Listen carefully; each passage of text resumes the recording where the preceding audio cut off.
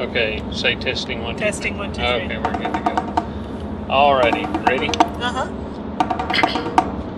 Welcome to the Syncopator Familius podcast with your hosts Greg Richter and Laura J. Axelrod. We are in the car today, and Laura is driving, and I am manning all of the equipment, so we'll see how this works out. And say hello, Laura. Hello. Hello, Laura. Hello, Laura. So today we're going to discuss something that's been on Christian Twitter, social media, and whatnot lately, which is the guy in Missouri, the Protestant pastor in Missouri, who has announced he has 2 wives and claims that polygamy is biblical. Let's just go to the story on it. Rich Tidwell, he's the pastor of Ormond Church, a small non-denominational gathering in Canton, Missouri. It was founded more than a decade ago, and according to his website, he's a husband, father, YouTube apologist,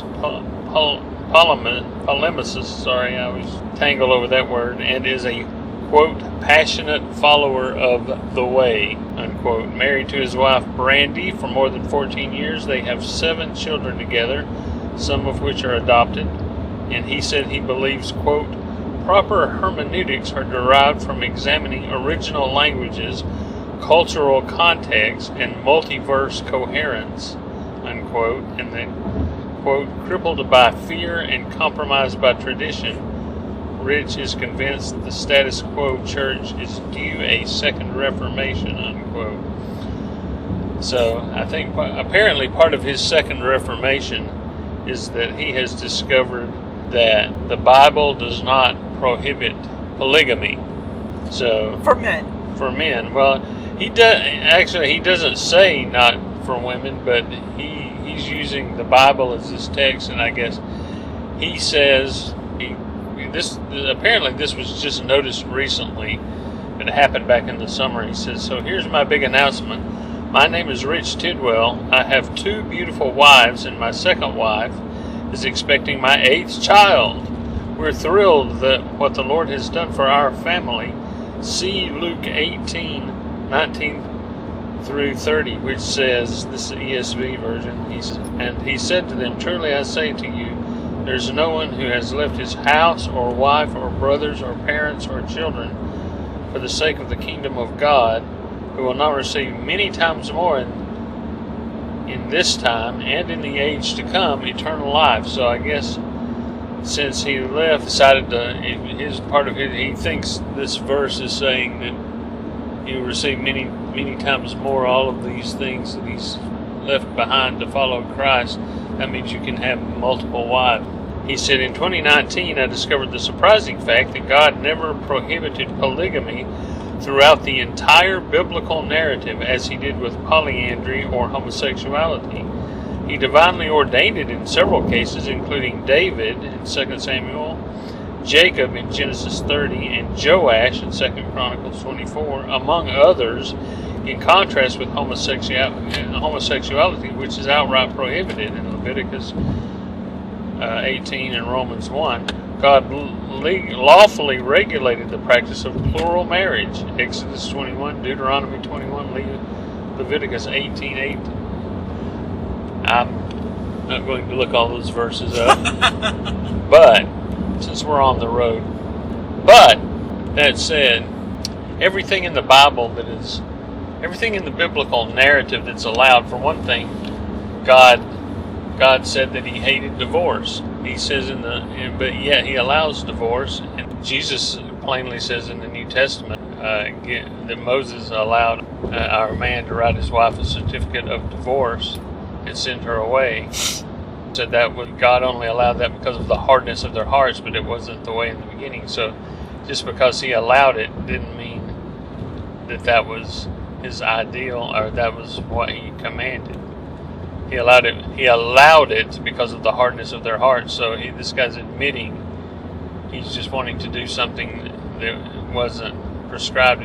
As I saw one commenter on Twitter note, God says that marriage is intended for one man, one woman, for life, not multiple women. Even if he allowed even if he allowed David to marry multiple women. That's something that kings did at the time, but that was one of the worldly things that he did. He also, David also killed a lot of people, and that's why God didn't allow him to build the temple. He said his son would build the temple. David wanted to build God a temple, but he wasn't allowed to because he'd killed so many people. Well, a lot of people would say that David was carrying out God's will, and some of that stuff he was fighting Philistines and people who were supposed to have been driven out of the country, yet he wasn't allowed to do it. So just because David had multiple wives did not mean that God ordains it.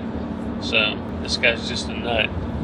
As some person noted, all cult leaders start out with, I can have sex with as many women as I want. He wanted a side piece, but he wanted it to be, he has to work it out to where he doesn't have to quit, doesn't have to go to hell when he dies. He doesn't have to divorce his wife and then pay child support for those 7 kids he's already got. It seems very convenient. What do you think? I've talked enough about it. You've done a whole show. I've done a whole show. Now you do the follow-up. Okay. Well, first of all, if God doesn't say not to do it in the Bible, that doesn't mean that it's okay. It just means that God didn't think you were dumb enough to try it. Well, that's a good point too. And also, I'm thinking, just off the top of my head here, that, how does that work legally? Well, is it because it's illegitimate in the eyes of the law? Yeah, well, how does that work exactly? I'm guessing, he said he's calling her his wife, his second wife, but I'm thinking that's the first woman he probably married legally by the law. He's calling her his second wife because he says God ordained it. They probably even had a wedding ceremony, I would guess. Yeah. But that doesn't mean, it's not illegal. Adultery is no longer illegal in America. It used to be, and now it isn't. So he can do whatever he wants. He can have, have a throuple if he wants to, but he can't be legally married to 2 people. Well, it's also interesting in the eyes of the law that it's only men that do that. Because really, I'm guessing that guy would only say, only men can do this. I'm guessing that too, because he didn't say it that I saw. Yeah.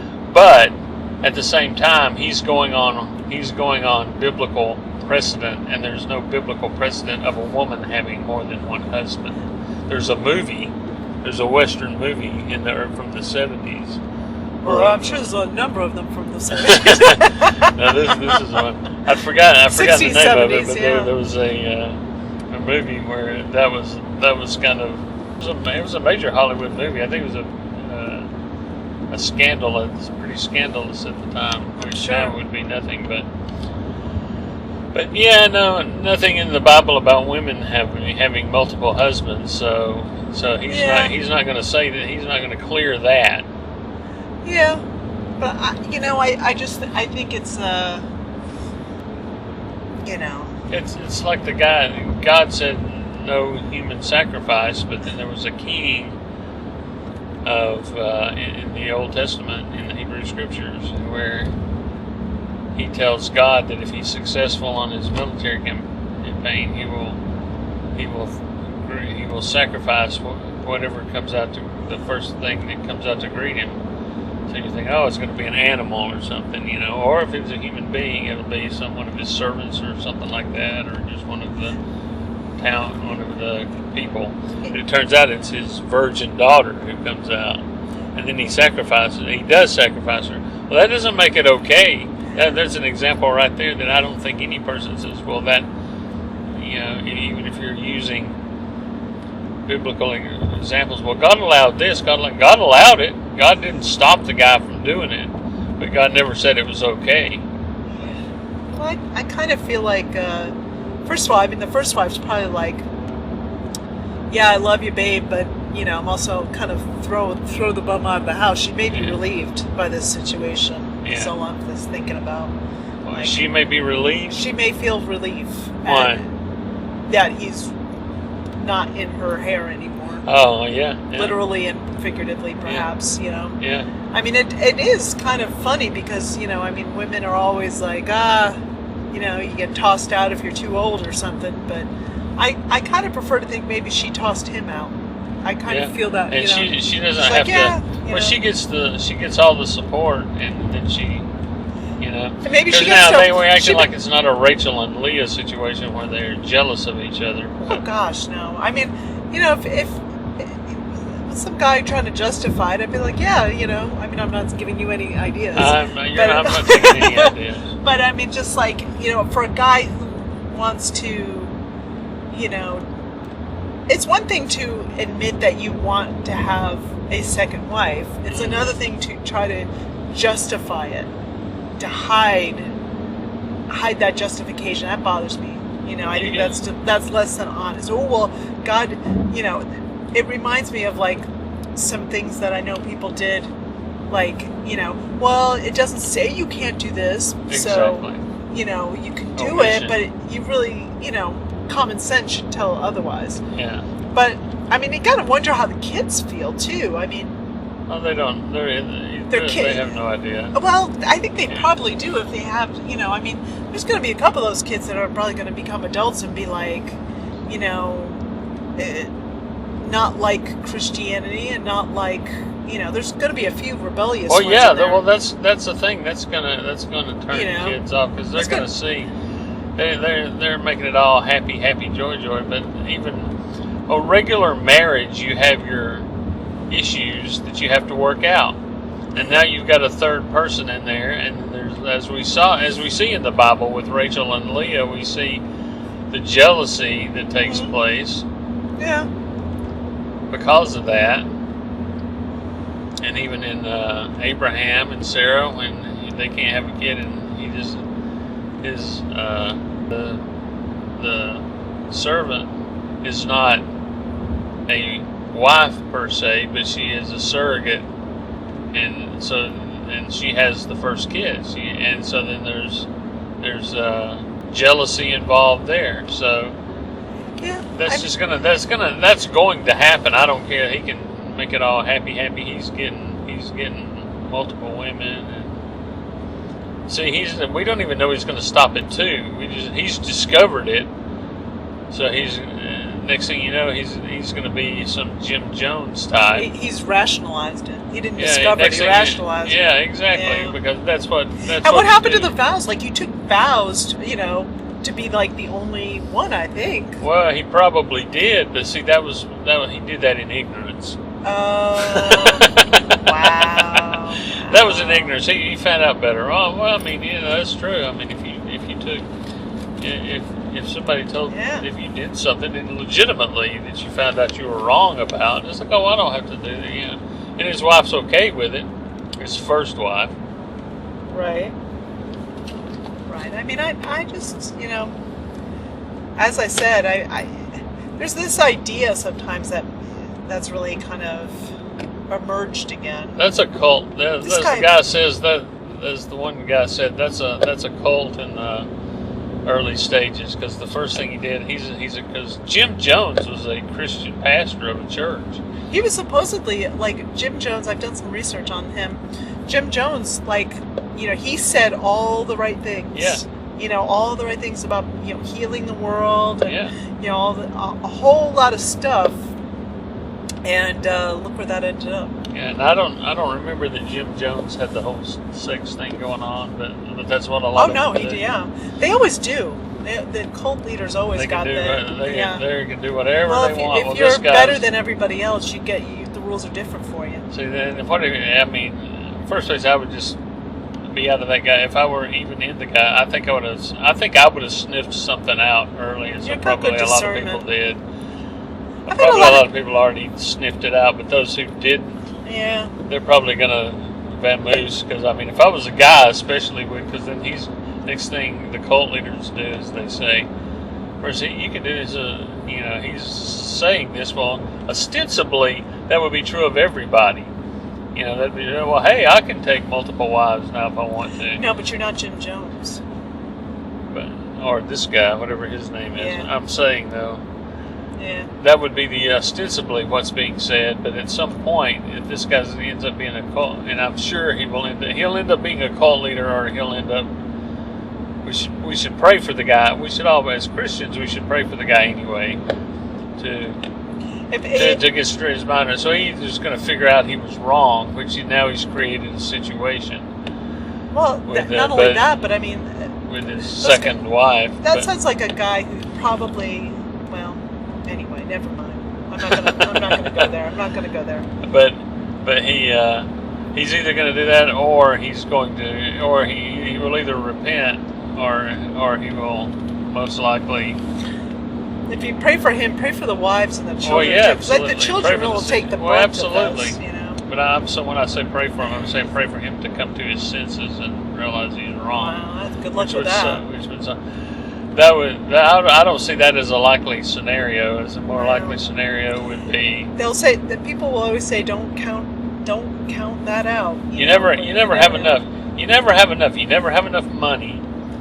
You think a certain, no matter how much money you have a certain amount more that would be the correct amount. Very few people are happy with the amount of money that they have, and it's not just money; it's everything. So this guy now he's got 2 wives. Well, he's going to want 3 wives and 4 wives, and then he's going to figure out that he's allowed to take, since he's the man. He's probably going to be ostracized, so it'll become a cult. Anybody that stays with the guy will be a cult, and then he can say, he can have sex with anybody he wants to, like David Koresh or whoever. Well, you can if he wants to have sex with you, he's the guy who's got it all, the direct line to God, and so he's. Well, see, that's the he's the guy who is the problem, because. So that's most likely what's going to happen. Secondarily would be he's going to figure it out. Third, least likely, he's just going to cruise on with the 2 wives, or maybe a third one and just never get any worse. But I think he's going to get worse, most likely, or secondarily, he'll get better. He's not going to just continue on, and he's going to learn. He's going to learn more as he studies the Bible. He's going to learn more that he didn't already know. Here's the problem with women, and I'm going to come out against it. Women, follow the men, because you follow a man, you're going to fall a man off a cliff, because that's kind of what's happening here. He said it's okay, so God told him it was okay, so therefore, that's some religions asked me to have a relationship with God through another human being. Like, I could not have a direct relationship with God. This is kind of what happens. Yeah. If you don't have a relationship with some kind of power greater than yourself, or supreme being, or however you want to call it, because you can get led astray. And when I look at my life, when I look at the things that have happened and I've been led astray, it's because sometimes I put my faith in human beings. Yeah. So. Never put your faith in a human being. Don't trust him as far as you can throw him. That's right. That's right. That's right. Yeah. Alrighty. All right. Look, there's a Christmas tree. There's a Christmas tree on the side of the road. Oh, that's a Halloween tree. Whatever it is, it's a pine tree. Well, that's a whole other podcast. That's a different episode. That's an upcoming episode. Alrighty. All right. With that tease of an upcoming episode, we will bid you adieu and say, stick with your spouse while we're at it. Don't take extra spouse. All right. We'll see you next. That didn't sound very enthusiastic. Yeah, well, it's because I'm tired. I'm hot. We're in the hot sun, and I'm wearing too many shirts. I should have unlayered before I got in the truck. Yeah. Alrighty. We'll see you next time on Sica Pater Familias.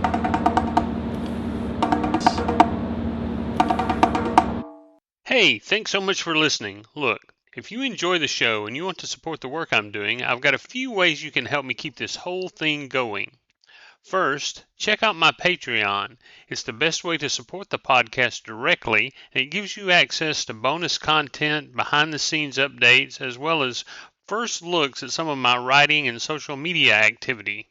And you can help me out in the conception stages of this podcast and more, including C. Hoosel Oots, Idea Man, my popular video character. Just look for me on Patreon. I'd love to have you join the community. Second, if you're a writer or you want to become one, I offer writing and editing coaching. Whether you're working on essays, articles, fiction, or just trying to sharpen your craft, I'd love to help take your work to the next level. You can find more details and booking info on my website, gregrichtermedia.com.